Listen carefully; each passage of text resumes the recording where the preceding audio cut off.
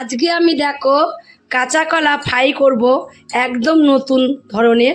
তোমরা তো কাঁচা কলা অনেক রকম রেসিপি তৈরি করে খেয়েছো, এইভাবে যারা এখনও ফ্রাই করে খাওনি তারা একদিন এইভাবে ফ্রাই করে খেয়ে দেখবে।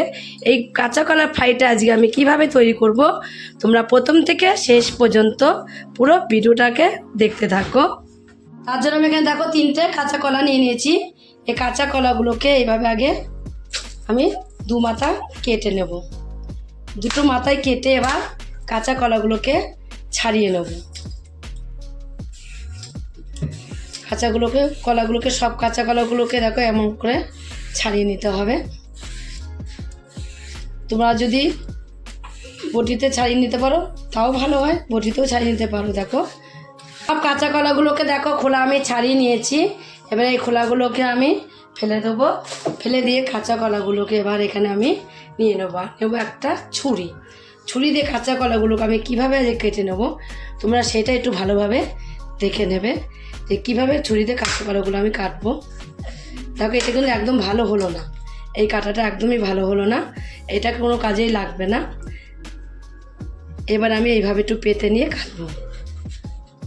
এই যে দেখো পাতলা করে কেটে নিচ্ছি, ঠিক এরকম করে লম্বা লম্বা করে পাতলা পাতলা করে কেটে নিতে হবে। প্রথমটা আমার কাটা ভালো হলো না, ওরকম ছোটো হলে কিন্তু তোমরা বাদ দিয়ে দেবে, ভাব রেখে দেবে, কোনো কিছুতে দিয়ে দেবে। কোনো কিছু তো ফেলার নেই, এখন আর কোনো কিছু ফেলাও যায় না। এইভাবে করে কেটে নেবে।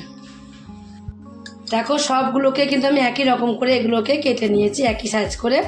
এগুলোকে এবার একটু আমি ধুয়ে নেব। আর কিভাবে ধোবো দেখো, একটু লবণ দেবো আর একটু হলুদ জল দিয়ে পরিষ্কার করে ধুয়ে নিতে হবে।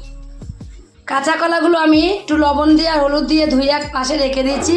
রেখে দেখো এখানে আমি একটা বোল নিয়ে নিয়েছি।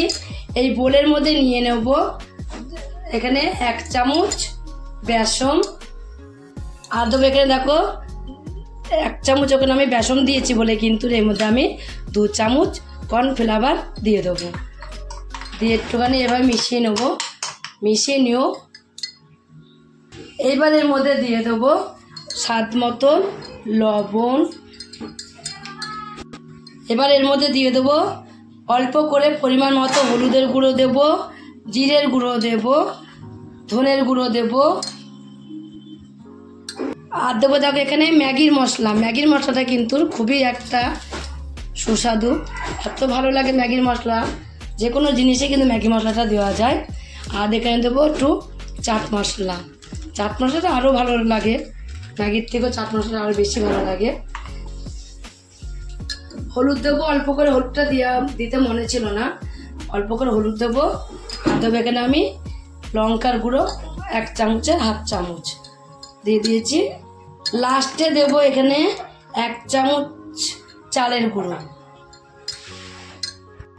অল্প একটুখানি এর মধ্যে দিয়ে দেবো চিনিটা একদমই অল্প দিতে হবে। দিয়ে এবার এগুলো সব কিছু উপকরণ দিয়ে আমি কিন্তু ভালোভাবে মিশিয়ে নেব। দেখো এখানে দেখো আমি একটা প্লেট নিয়েছি। এই প্লেটের মধ্যে এই যে কাঁচা কলাগুলো আমি নিয়েছি, সেই কাঁচা কলাগুলোকে সব এইভাবে করে সাজিয়ে নেব। সব কলাগুলোকেই এইভাবে সাজিয়ে নিতে হবে। যদি একটা প্লেটের মধ্যে না ধরে তাহলে আর একটা প্লেটের মধ্যেও সাজিয়ে নিতে হবে। এইবার আমি এখানে দেখো সব কলাগুলো কিন্তু এখানে সাজিয়ে নিয়েছি। সাজিয়ে নিয়ে এখানে যে মশলাটাকে দিয়ে আমি এখানে একটা মশলা রেডি করে রেখে দিয়েছি। দেখো এই মশলাটাকে কি করব, এইবার আমি এর ওপর দিয়ে এইভাবে করে একটু দিয়ে দেবো। এভাবে ওপর দিয়ে দিয়ে দিতে হবে, যেন পুরোটাই উপরটা যেন এভাবে লেগে যায়, সেইভাবেই দিতে হবে। সব কটার উপরেই দিয়ে দেবো। দেখো সব কটার উপরে কিন্তু আমি ভালোভাবে দিয়ে দিয়েছি। এবার হাত দিয়ে আমি এগুলোকে একটু উপর দিয়ে ভালো করে একটু মিশিয়ে নেব। ভালো করে উপর দিয়ে মিশিয়ে নিয়েছি। মিশিয়ে নেওয়ার পরে এগুলোকে আবারও আমি উল্টে দেবো এইভাবে। আগে এক পিঠ হয়ে গেল, আর এক পিঠ এইভাবে উল্টে দিতে হবে। আর এক পিঠও এইভাবে উল্টে দেবো। এভাবে আরেক পিঠও উল্টে দিয়ে যেই পিঠেও ঠিক ওইভাবে আমি যেই রকম করে দিয়ে দিয়েছি মশলাটাকে, ঠিক এই পিঠেও একই রকম করে কিন্তু মশলাটাকে দিয়ে দেবো। কোনো রকম জল কিন্তু এর সাথে ব্যবহার করা যাবে না। তোমরা দেখলেই বুঝতে পারছো কোনো রকম জল আমি এর সাথে ব্যবহার করিনি। কোনো রকমই জল ব্যবহার করতে হবে না। এইভাবে শুকনো শুকনো করে কিন্তু দিতে হবে। যেহেতু আমি কাঁচকলাগুলোকে ধুয়ে নিয়েছি জলের মধ্যে, ধুয়ে আর এর মধ্যে লবণ আছে যেহেতু, তার জন্য আর কিন্তু আলাদা করে তোমাদের কোনো জল দেওয়ার প্রয়োজন নেই।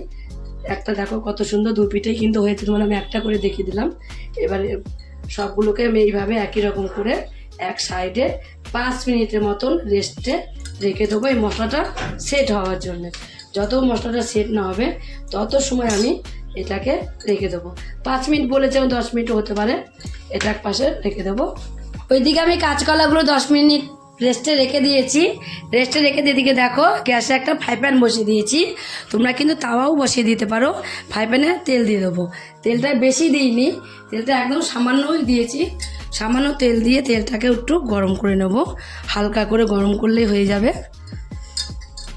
এখন দেখো তেলটাকেও কিন্তু আমি হালকা করে গরম করে নিয়েছি। তেলটা যে হালকা করে গরম হয়ে যাবে, আমি যে কাঁচা কলাগুলোকে ওখানে রেখে দিয়েছি বেশ সুন্দর করে মশলা মাখিয়ে এই কাঁচা কলাগুলো এইভাবে একটা একটা করে এর মধ্যে দিয়ে দেবো। সব কাঁচা কলাগুলোকেই দিয়ে দেবো, মশলাটা যেন ভালো মতন লেগে যায়, তাহলে খেতেও কিন্তু বেশি ভালো হবে।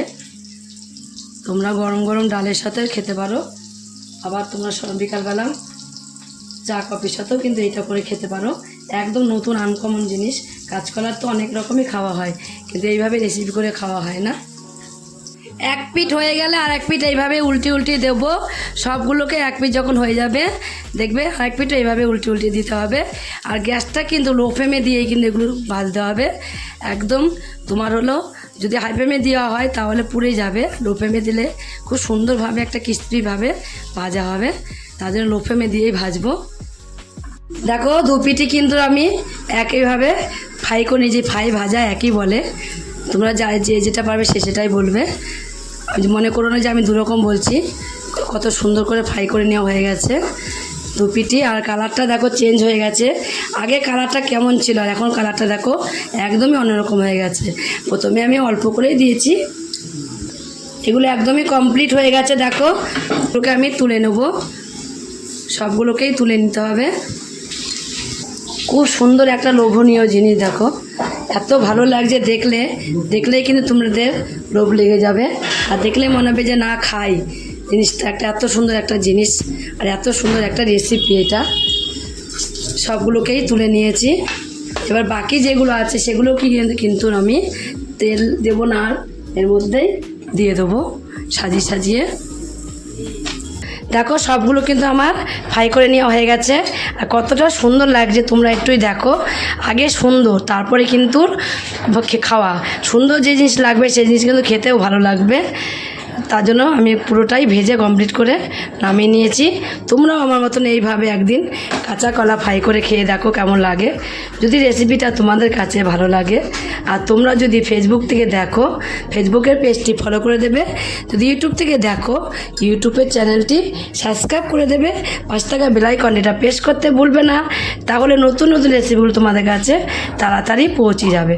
আর আমার চ্যানেল যদি কোনো বন্ধু হয়ে থাকো সাবস্ক্রাইব করেনি, প্লিজ সাবস্ক্রাইবটা করে দেবে। সবার আগে তোমাদের কাছে নোটিফিকেশন ঢুকে যাবে।